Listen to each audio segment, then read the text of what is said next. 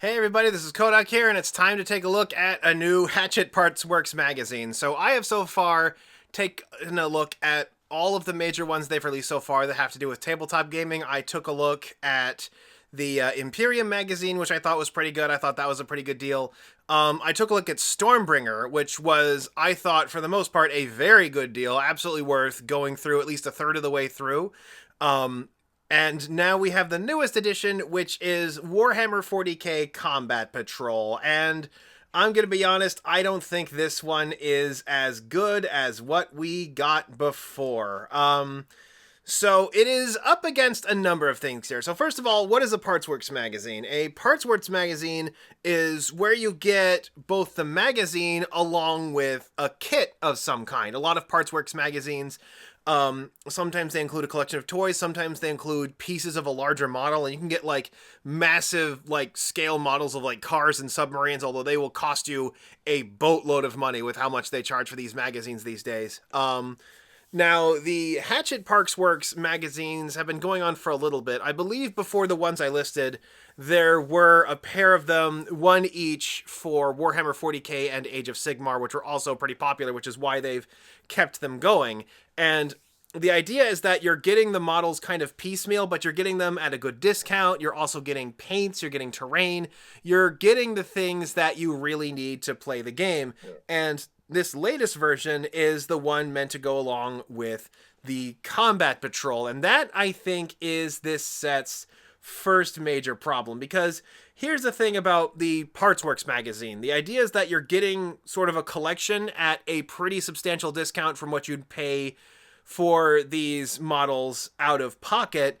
But the problem here is that combat patrols are already sold as these sort of money-saving bundles. So partitioning a combat patrol is not going to get you the same degree of returns as, say, the previous iterations here. So, like I said, a combat patrol, I believe it's around $140, $160. And combat patrol is sort of their rules light version of the game. It's one that you play with basically 500 points of models, although they've actually changed the combat patrol rules so that you're supposed to use the out-of-box combat patrols. And that's another problem, is consistency, is that you're basically being expected to collect 9 combat patrols. So you're basically only getting about 500 points of each army versus the previous iterations where you easily got like 2,000 points of each army you were collecting. So you actually had like enough to play a full-on game of Warhammer, of Sigmar, of whichever one you get. You have enough to build a pretty decent collection and play like a nice, big, handsome game. Combat patrols, though, you're basically getting a scattershot approach of a bunch of different armies, which for how much they're wanting for these magazines, I really don't think is going to work. If there was a way to sort of opt in and out depending on the collection you wanted to get, that would be one thing. The folks in Britain, they have this because they have a Hatchet. They can order the issues directly from Hatchet. But us in America, we would have to subscribe to get these because it was almost impossible to find Imperium out in the wild. They would sell out really fast. I never saw Stormbringer out in the wild, and this I doubt is going to be much more.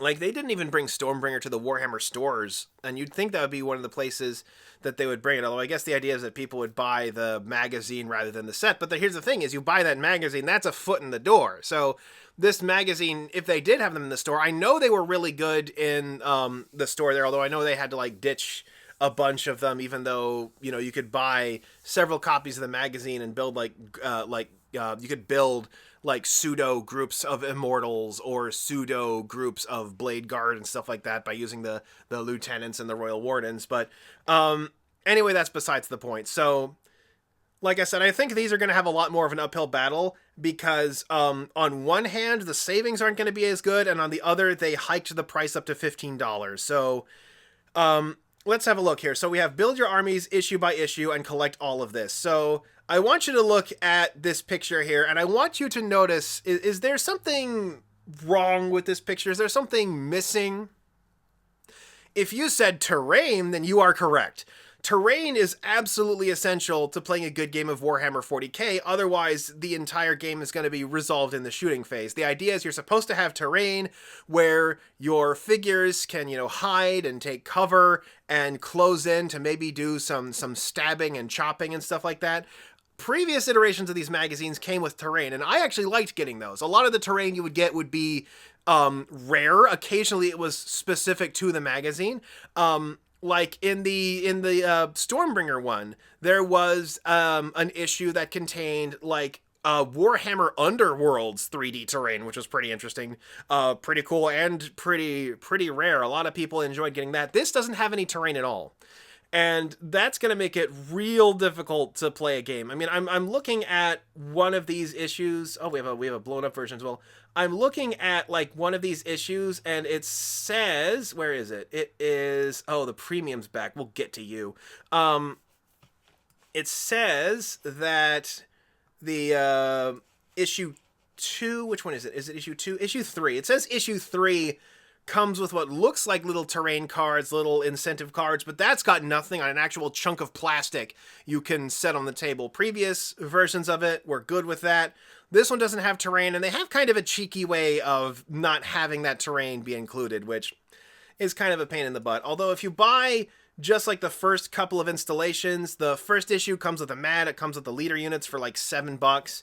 Von Ryan's Leapers for $15 isn't too bad. Infernus Marines, you can buy those for $15 already. Anybody who's partitioned any of the starting kits, you'll have Infernus Marines. They're easy to get. Issue 4 comes with some paints, which isn't bad. And issue 5 comes with a Space Marine Sergeant for the Infernus Marines. And here's the thing, is the Infernus Marines kit actually does not come with a sergeant. It does not have, the rules say it has a sergeant in it, but they don't include a sergeant's helmet. In fact, my Infernus Sergeant, I had to do a little customizing on. You can see he has like the little skull between his eyes there. That is the sergeant marker for the Space Marines. Forgive me, this is a work in progress, but that's the marker for the Space Marines, and I actually had to get that helmet from my Intercessor Sergeant, who comes in helmet on and helmet off version. In the helmet off version, he gets a special attachment that gives him a helmet on his back there. But yeah, I got old Barrett Wallace here.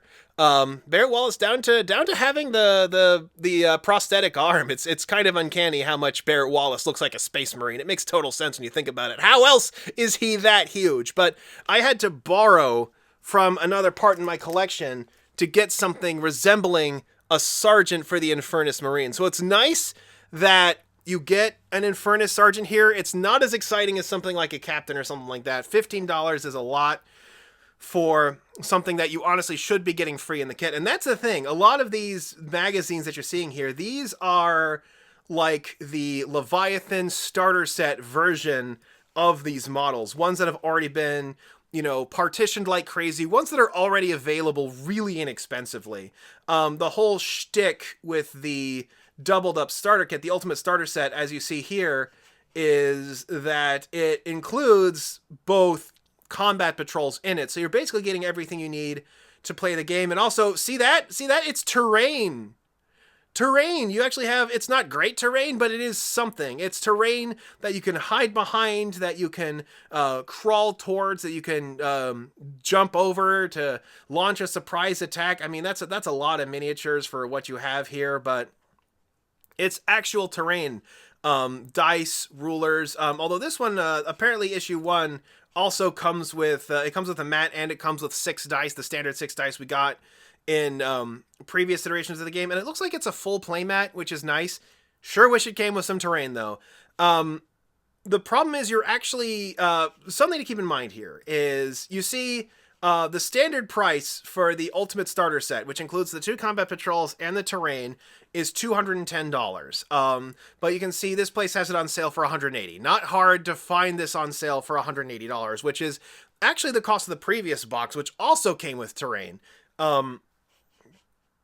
But anyway, let's go over the rest of this. So yeah, you see they've upped the price to $15. You can see over here.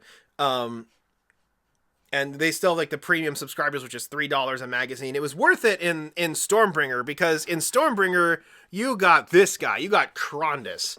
Any of you guys, if you have a miniatures game and you're wondering how I paint, I painted this guy. It was so much glazing using my Shooting Stars Siren Song teal color. But yeah, if you're wondering how do I paint, here he is.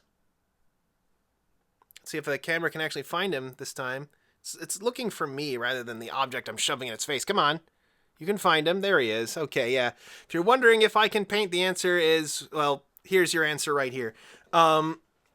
He was worth it because he's a $170 model. Crazy overcharged plastic, but with the premium edition, you got him for like $50. And this guy would be a splurge if you bought him normally. He's not something you can buy in chunks. You have to buy him one and done. And he's a lot of fun. Even if they did kind of ruin him in 4th edition, the way he worked in 3rd is that you're supposed to put him out. He's supposed to be both casting magic and doing the physical attacks. You're supposed to basically send him in to be an all-purpose, just killing machine. They kind of took that melee half off of him, and that made me unhappy.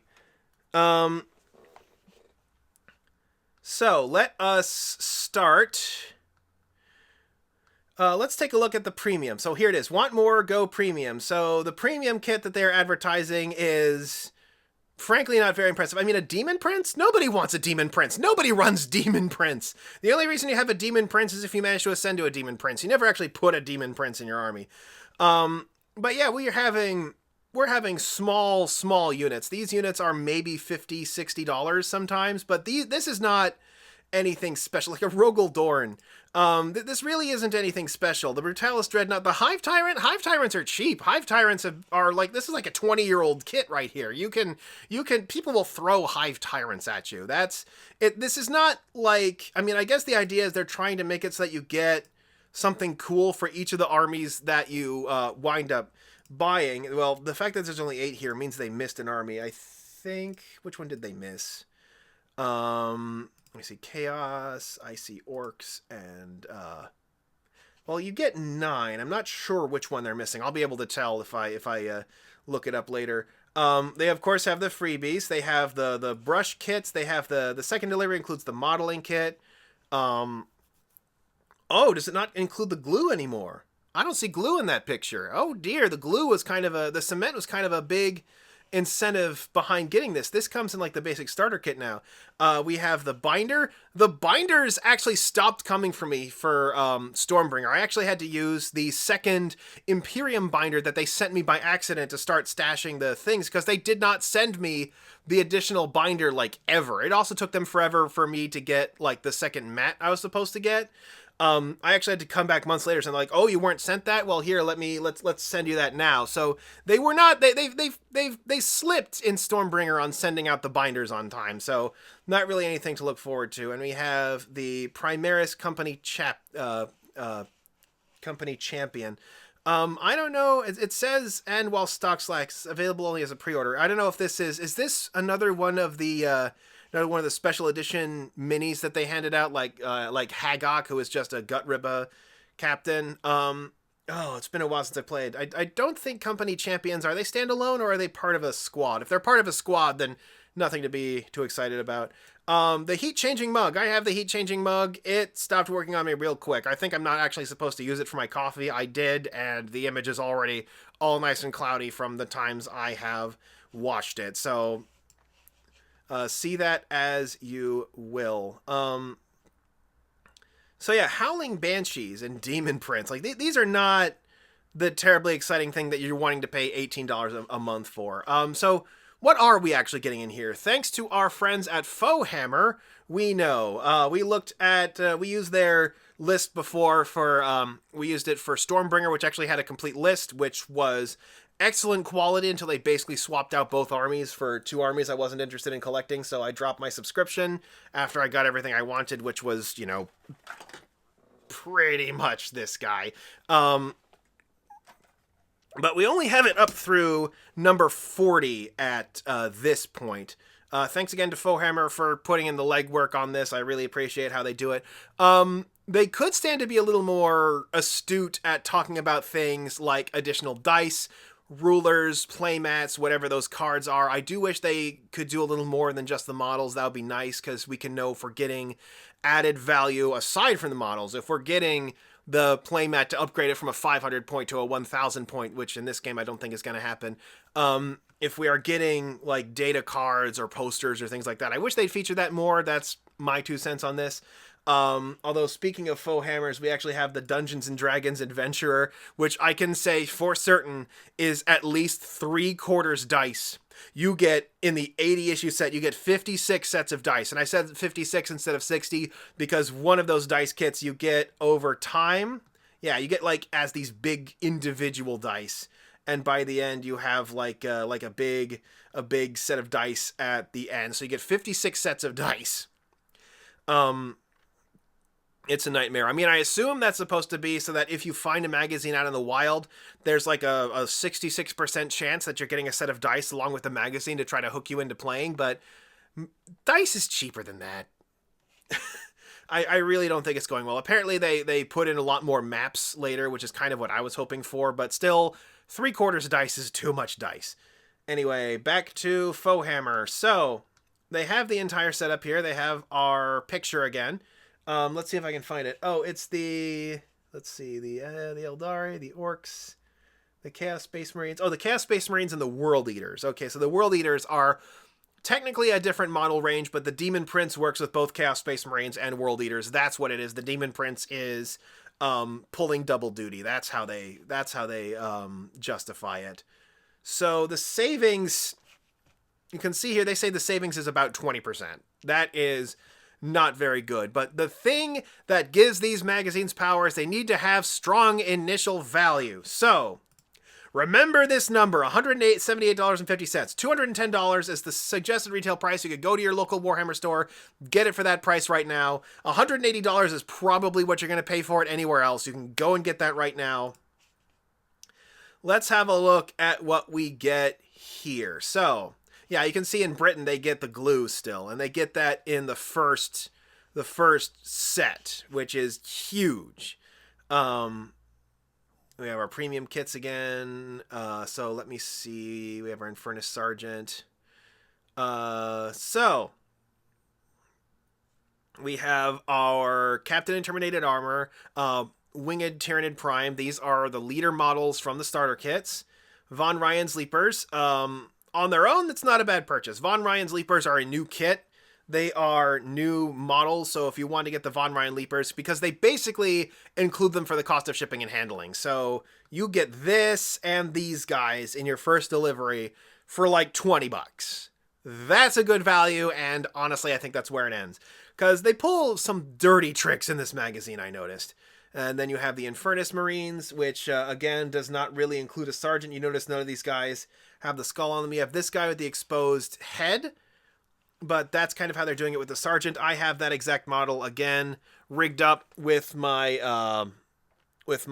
Assault Intercessor sergeant helmet, the leftover Assault Intercessor sergeant helmet to make him a sergeant. So that is, we're paying full price for these now. These are now $15 magazines. You could get a squad of Infernus Marines for that much off of eBay easily. Just the sprue, just straight up, it's yours, just like that. It's yours, my friend. We have 3 paints.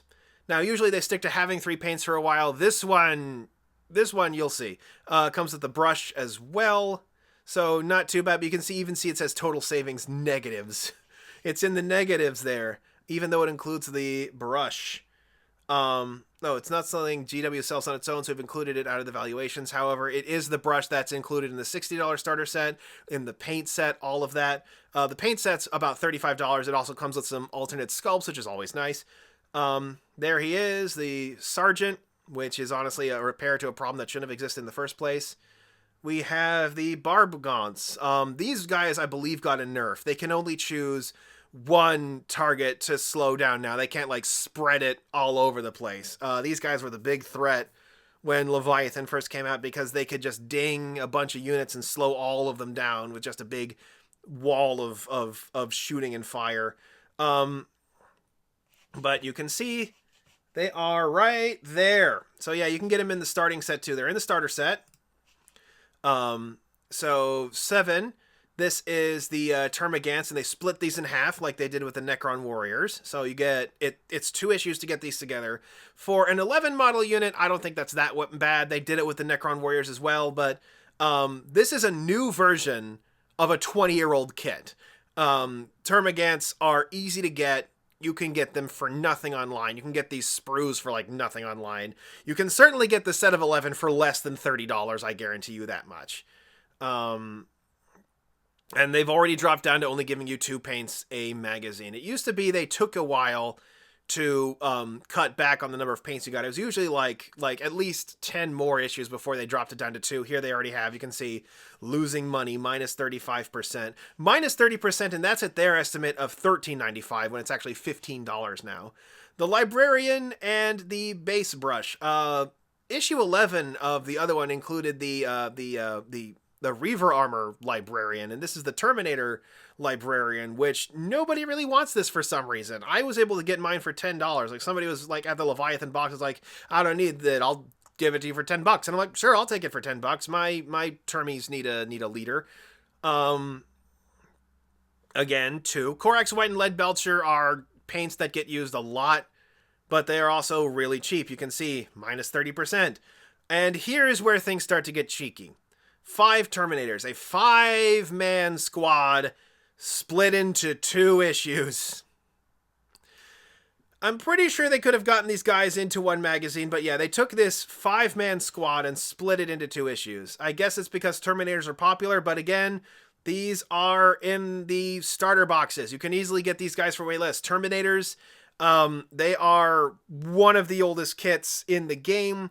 If you don't want the new updated sculpts, you can easily buy old ones for incredibly cheap.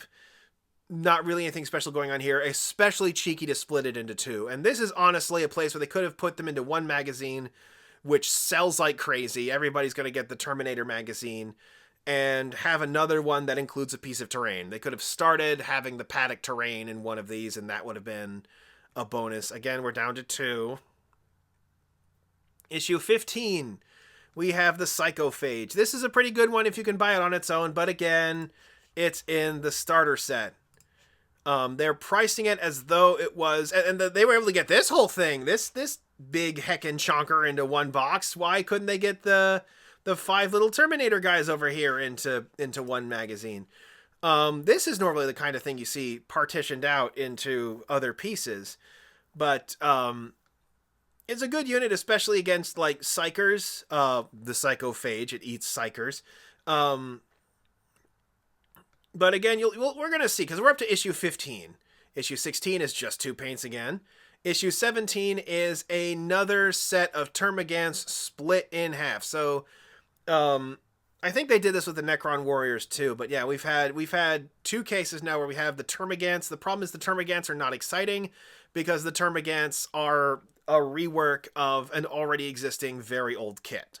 So, not much going on here. And then we have, actually, yeah, because here we go on to, like, I guess the bonus models for these. We have the Parasite of Mortrex, which I don't recall a lot of people being excited for. Ooh, we can make another Ripper Swarms appear. Exciting.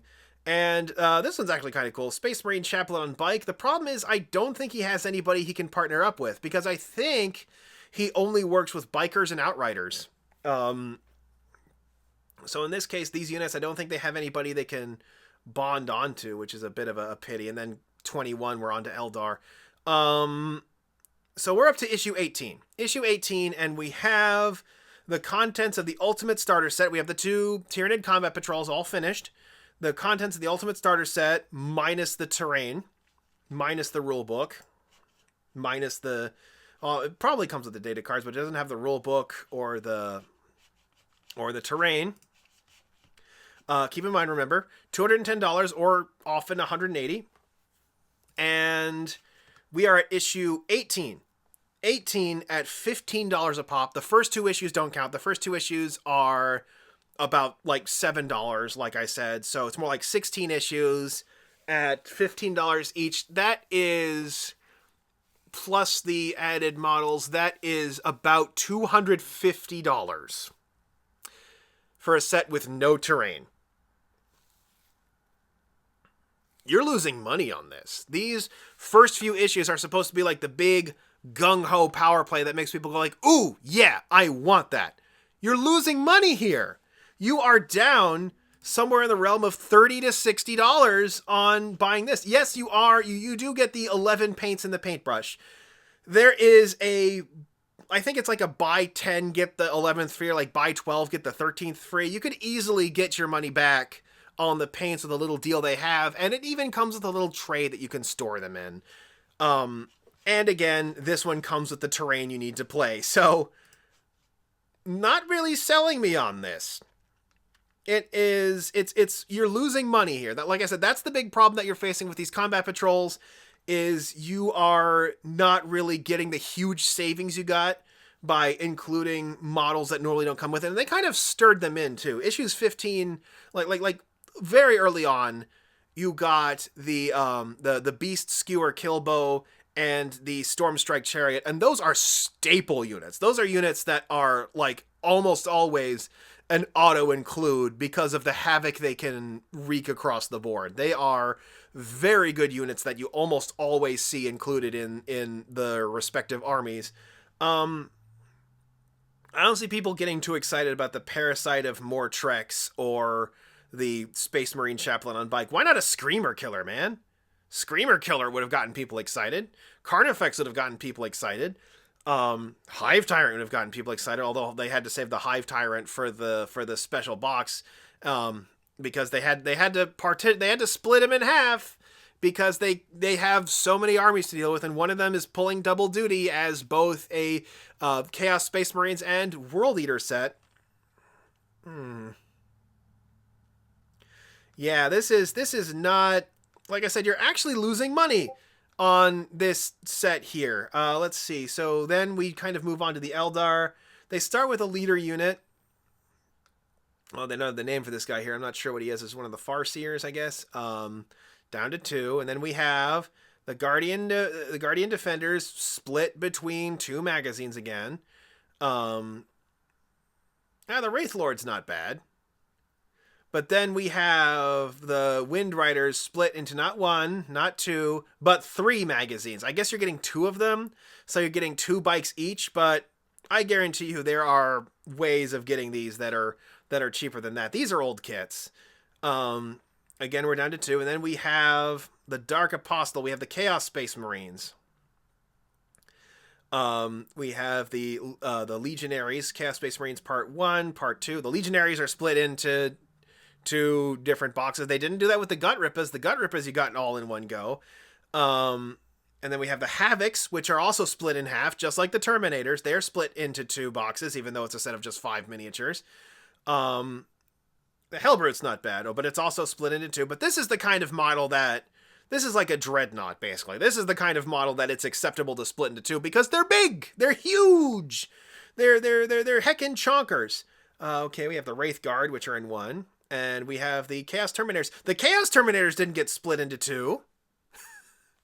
What's the deal, guys? So yeah, they have a ton of these like figures that they just kind of split in half. Like the Terminators, they split in half. I know Terminators are popular, but they're being partitioned out of kits. They're super cheap right now. There's also the Relic Terminators that you can run. There's the old school Terminators you can run.